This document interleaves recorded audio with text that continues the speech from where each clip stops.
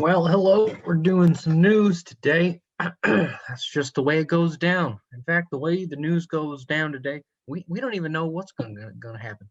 What's gonna done happen, because that's the way the news is. Sometimes it's something you see coming, but a lot of times, nope, Always nope, changing. It's hard to keep up with the always news, and changing. that's why we're here. We're going to help keep you up to date with what's going on. That's right. Let's get right into it. What's happening in the world? A bizarre worm tornado baffles scientists, but of course not us.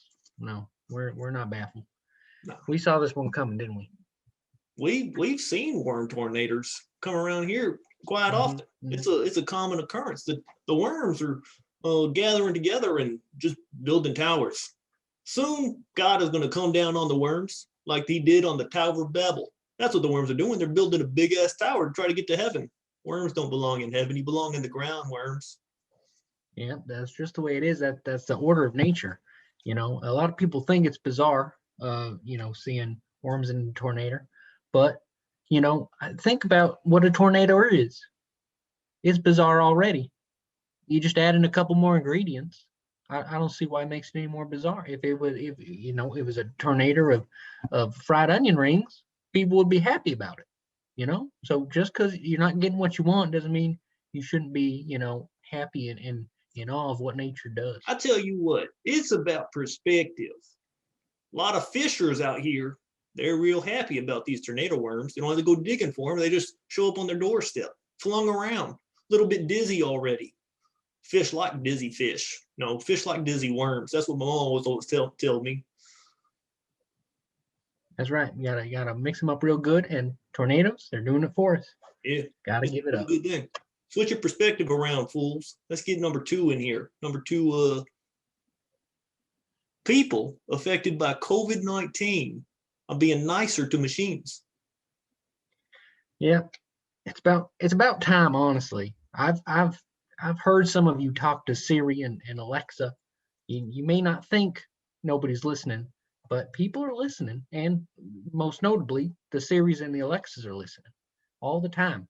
Uh, but now that we have so much reduced contact with the world because of COVID-19, and I've been in my cabin for too long, um, I'm starting to have some conversations with Siri. It's simple stuff. How was your day? And it go. It evolves from there. I tell That's you what a what, me relationship and is. my microwave have never been closer than after this pandemic. I used to go eat out all the time and ignore the appliances I left at home, but now I know the sounds of my washing machine intimately. I know when it is working well and when it needs a little bit more of a jug poured into it so it can do its job. And I'm grateful. I, for one, and great, and not for one, apparently everybody has become grateful to their machines. Yeah, maybe you need to take your toaster oven, throw it in the bed, whisper some sweet nothings in its ear, and see if your toast doesn't come out better. You might be surprised. You might surprise yourself. Moving on to number three. Number three headline: a man whose body turns food into alcohol can get drunk from eating a slice of cake. Yeah, I Oh, thought that was just me, but apparently this is a more common thing. I thought it was. Truth be told, people made fun of me for years because I would get a little bit dizzy off of a slice of cucumber or cake or whatever it is, anything. They said, "Oh, you're making it up." That's that. That's that P word. Uh, the thing where you think you know what's going on, but you make it up in your own head. They made fun of me for it. But joke's on you, Timothy. This is real. yeah, and a lot of people get a sugar high, and everybody has their vices. So whether you're getting a little tipsy, a little high from your sugars, that's up to you. And it's just another way of your body telling you that this is an enjoyable experience, right? The slice Yeah, of cake is one of the most perfect experiences in the world. And if it can be enhanced a little bit more, we should just embrace that. It's divine. This is a gift from God. We're turning everything, not just water, but everything that we put into our bodies into wine. That's right. That's the way the way the Lord wanted us to live. He wouldn't have made our bodies this way if it wasn't that case. Just that easy. Also, it could be the radiation, but who knows? All right, moving on. Number 4. Quantum physics provides a way to hide ignorance. That's right. Now, most of the time, when I want to hide my ignorance, I simply point to something else around me and start talking about it. But in this case, people are figuring out new ways to do this. They point at something they don't really understand, but they also know that you don't understand. It's a confidence game. All right, that's what this is. It's a confidence game. Honestly, my algebra wasn't great.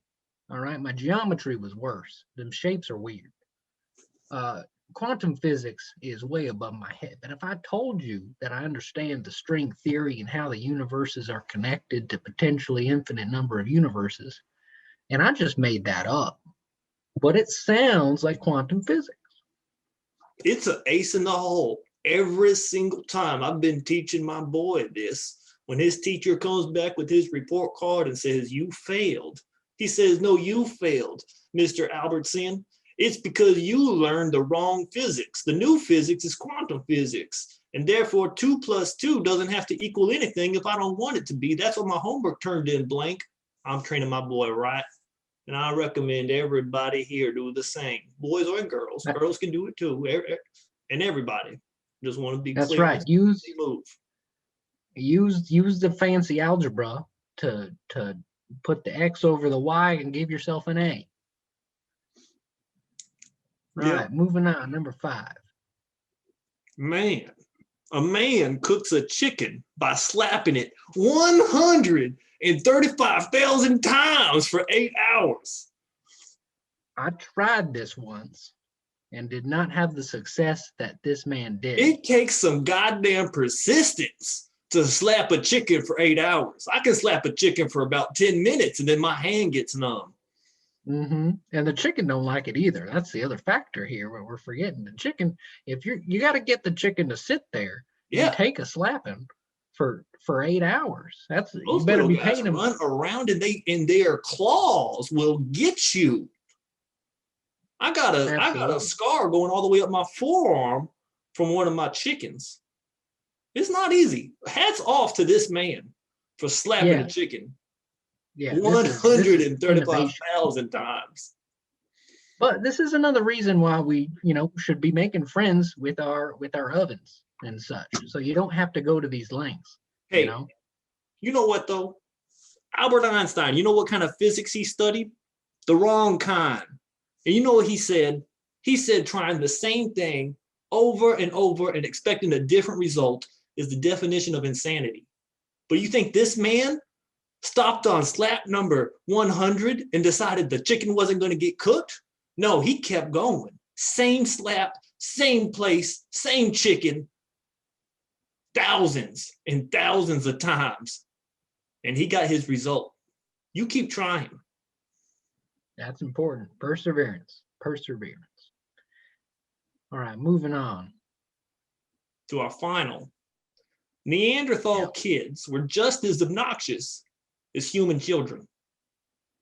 Yeah. You'd think, we talk about these days, you got all these kids in front of screens and everything. Even if they were just in front of rocks, they're going to find a way to pull you away from whatever you're doing. All right. Because they got something going on with their rock. That's right. Scientists have discovered a part in the brain that its size is associated with stress levels. And so they went back into some Neanderthal skulls and they found out, guess what? Their stress pineal gland is just as inflamed as ours is. And there's only one reason for that. Back then, they didn't have smartphones and all that to get them all stressed up. They just had kids. And not too well, I might add. because they're gone. Yeah, it's difficult. Getting a babysitter in Neanderthal age, the best you could hope for was a decent tree that you could stick them up.